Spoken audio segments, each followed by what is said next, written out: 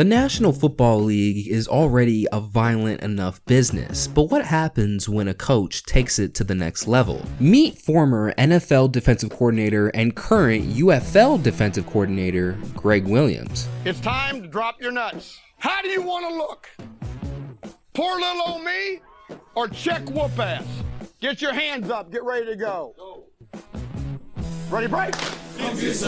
He is without question one of the most polarizing coaches in all of football history. But being polarizing can go both ways. While you're hated, you can also be loved as just another football coach in this case. Some view his tactics as dirty and disrespectful to the game, while others view it as just trying to win a football game. Today, we'll not only go over the career of Gregg Williams, but also some of his scandals that have taken place, especially the big one.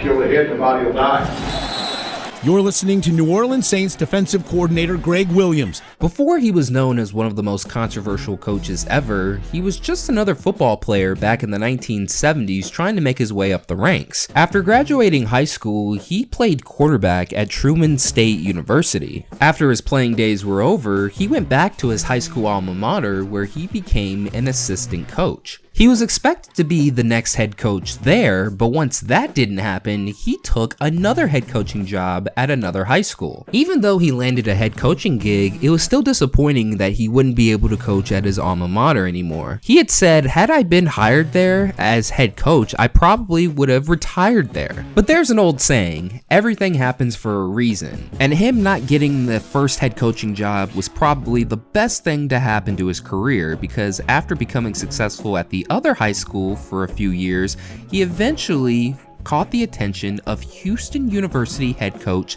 Jack Pardee. Knowing what we know about Gregg Williams today, I find it funny that Jack Pardee of all coaches was the one that helped further his coaching career. Jack Pardee was not only a successful player, but was also a very successful head coach at both the collegiate and pro levels. He was not only considered by many to be a player's coach, but was also one of the most relaxed individuals to ever become a head coach. I just find it funny that out of all the coaches to give Gregg Williams a shot at the higher levels, it just so happened to be one of the nicest head coaches ever. So after coaching high school football for most of the 1980s, he ended the decade becoming a graduate assistant at the University of Houston from 1988 to 89. But that gig ended pretty quickly once Jack Pardee returned to the NFL as a head coach for the Houston Oilers. Naturally, Jack Pardee was going to bring some of his staff over from the University of Houston, and Gregg Williams was one of them. When Williams first got to the NFL in 1990, he was a special teams coach. He remained in that position for a while until brand new defensive coordinator Buddy Ryan was hired in 1993. After the hiring, Gregg Williams was promoted not only to linebackers coach, but also defensive assistant. Now, under his first year with this promotion, he witnessed one of the biggest meltdowns any coaching staff could have in NFL history. The 1993 Houston Oilers are infamous for all of the drama they had that season, both on and off the field.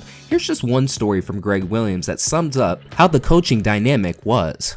Offensively, we were working on the last play of a half. Buddy wasn't cooperating. Buddy blitzed it. Started an argument on the coaching staff, and so we repeated the play and Buddy blitzed it again.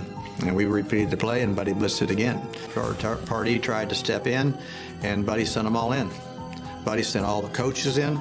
Buddy sent all the players in. So not only does the defensive coordinator start an argument amongst the coaching staff, but that same coordinator who instigated everything now sends all the players in, not the head coach. This was the type of staff that Gregg Williams was on, completely chaotic, but this chaotic team somehow made the playoffs, but still couldn't make it to the Super Bowl.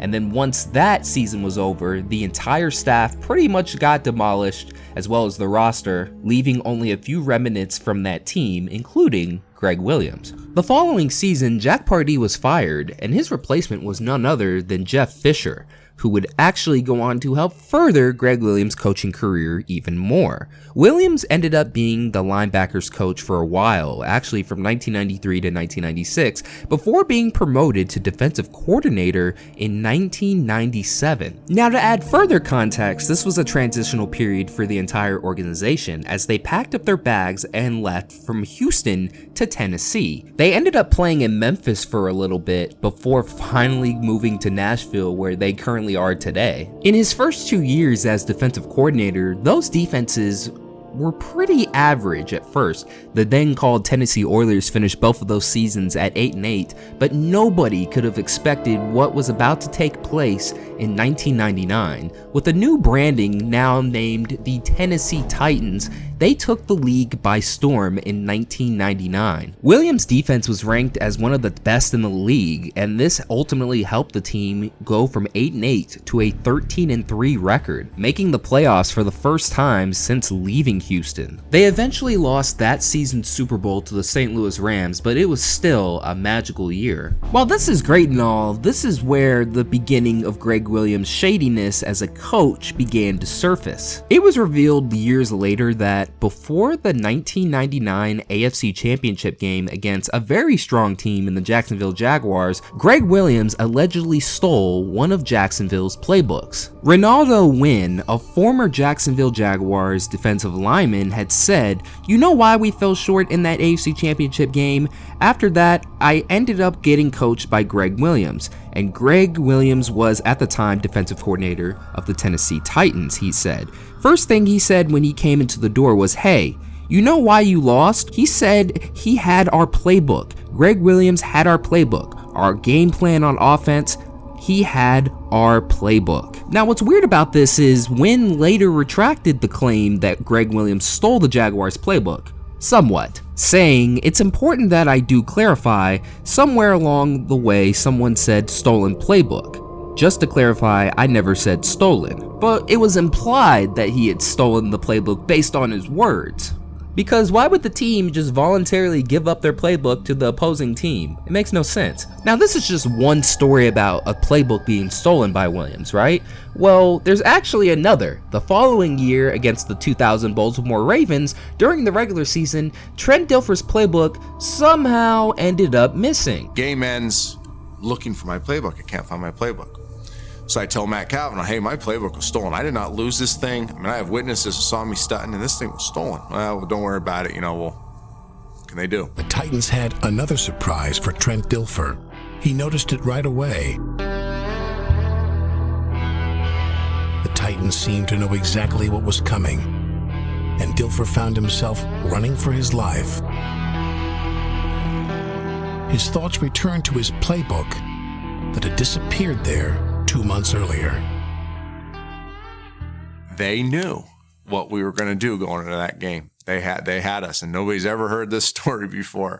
And they played us completely different. The Baltimore Ravens ended up winning that game and ended up winning the Super Bowl later that season against the New York Giants, and it was revealed over 20 years later by Trent Dilfer himself that Gregg Williams actually admitted to him, "Hey, we took your playbook." So we now have not just one, but two allegedly stolen playbooks, the result being 1 win and 1 loss. You'd think with 2 allegedly stolen playbooks, he would have easily won both games, but nope, just the 1 and 1.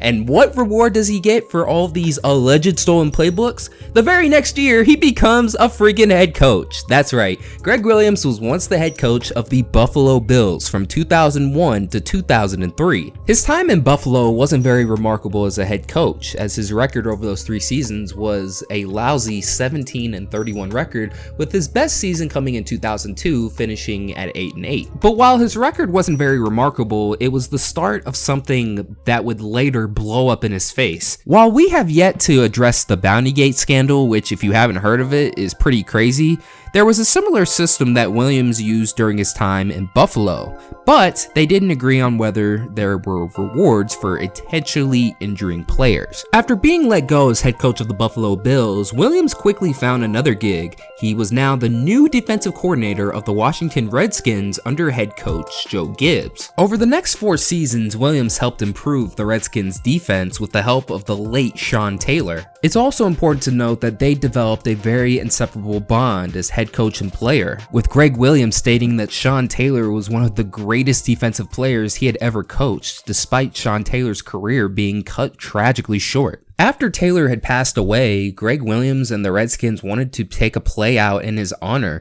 and they only started the next game after Sean Taylor's passing with 10 players on the field, leaving Sean Taylor's safety position wide open for one play. But that's where the positives end, and in come the negatives. Once again, from 2004 to 2007, there was a similar bounty program that was being ran in Washington. According to the Washington Post, 4 former Redskins players and a coach said that Williams paid his players thousands of dollars for aggressive play, including kill shots that knocked players out of games. Although former safety and now ESPN analyst Ryan Clark had stated that there wasn't a single bounty system ran while he was playing for the Redskins under Williams. After his time in Washington was over, he spent one uneventful season as defensive coordinator of the Jacksonville Jaguars.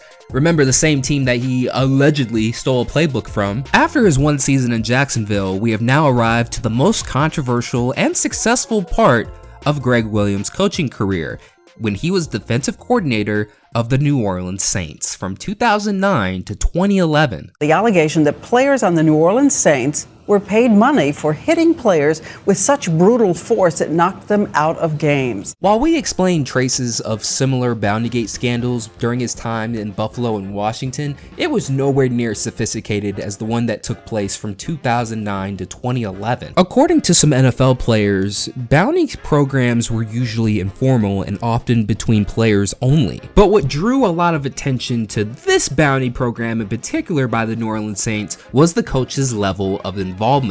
And over the next 3 seasons, players and Greg Williams pooled their own money to pay out bounties. Another crazy fact about the scandal is the league eventually found out that the head coach, Sean Payton, was aware of the bounty system and, though not directly involved with it, hadn't done anything to shut it down. But wait, there's more. Saints general manager Mickey Loomis had been ordered by the owner, Tom Benson, to shut down the program, but failed to do so. A further investigation revealed that Saints players received $1,500 for a knockout hit and $1,000 for a cart-off hit, with payouts doubling or tripling during the team's 3 playoff appearances. One of the craziest payouts came from linebacker Jonathan Vilma, who put up $10,000 in cash as a bounty before a playoff game. Now, this wasn't just limited to hits. You also got payments from interceptions and fumble recoveries. This whole investigation began after the 2009 Super Bowl run for the New Orleans Saints, after both quarterbacks Kurt Warner on the Arizona Cardinals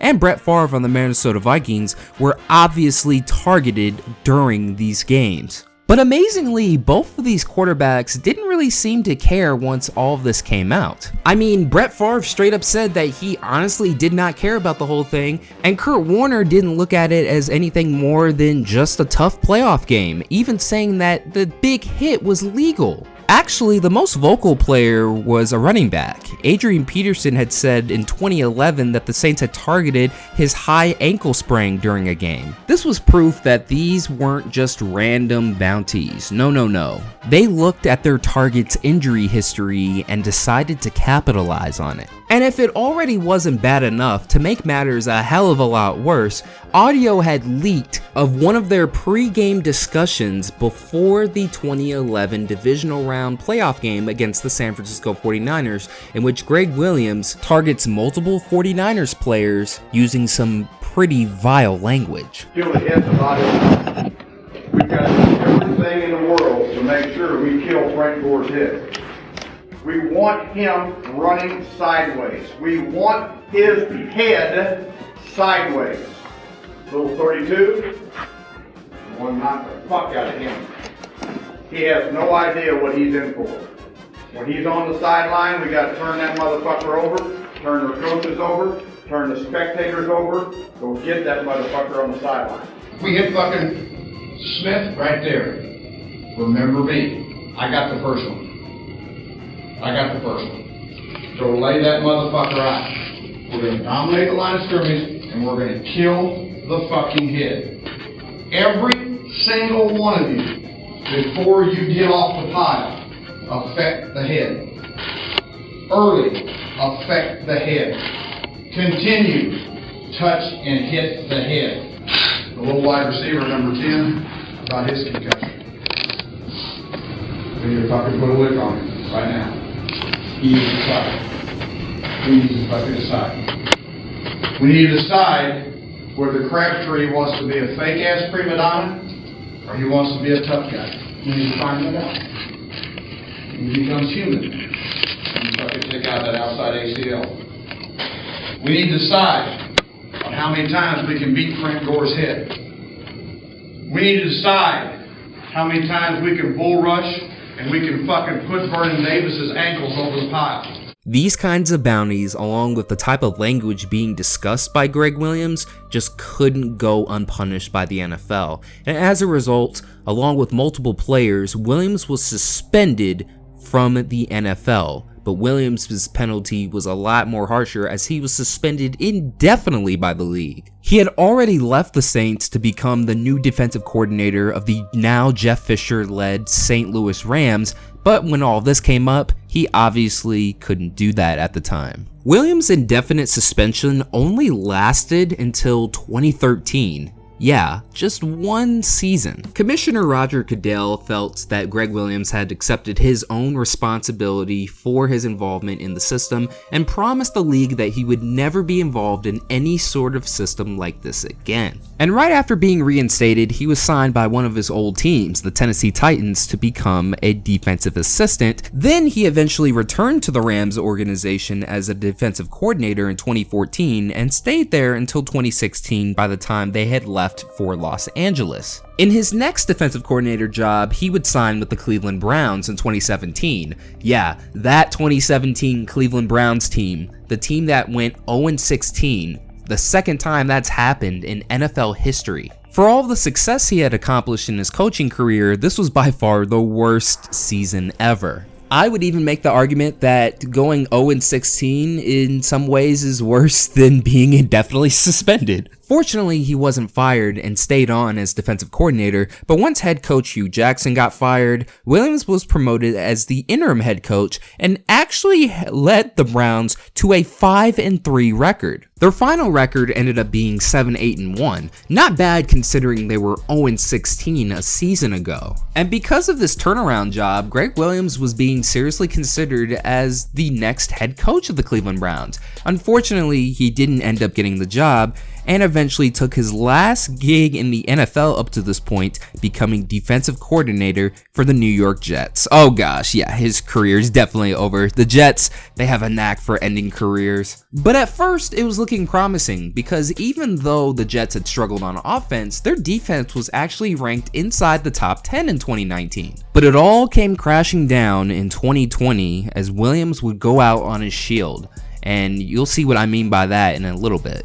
The Jets were desperately looking for their first win of the 2020 season against the Las Vegas Raiders at home. They're up 28-24. They have just one more play remaining. All they have to do is just get in prevent defense and boom, they'll get their first win. But nope, Greg Williams decides of all the times to send an all-out blitz, now was the time. The final play of the game, and this happened. Jets coming. Carr put some air under it. Wide open is Ruggs for the touchdown. Miraculous. No, he didn't. And surprisingly enough, this wasn't the first time he did this. According to a YouTuber by the name of Jaguar Gator 9, there was actually a few other instances where he did the exact same thing. As a diehard Rams fan, I remember yelling at the top of my lungs at the TV screen when he did this in a 2016 game against the Arizona Cardinals. Now, they ended up winning that game, but come on, there was no need for that. If he catches the ball right there, you, me, and everybody in the room is fucking fired. Fired. And after this all-out blitz on a Hail Mary, he ended up getting fired. So now you know why I said he went out on his shield earlier. This wasn't the first time Greg Williams did this, but it was certainly the last. He came in controversial, and he left controversial. A very fitting way for him to go out of the league, to be honest. Ever since then, he hasn't been coaching in the NFL, but he now coaches in the UFL as a defensive coordinator for the DC Defenders since 2023. In conclusion, I think the most interesting part about Gregg Williams' coaching career isn't the successes he's had and even the controversies. It's the fact that despite all the stuff he's done, he was still able to somehow get gigs in the NFL for years and still has a gig in professional football, further proving that as long as there's professional football, there are going to be coaches like Gregg Williams.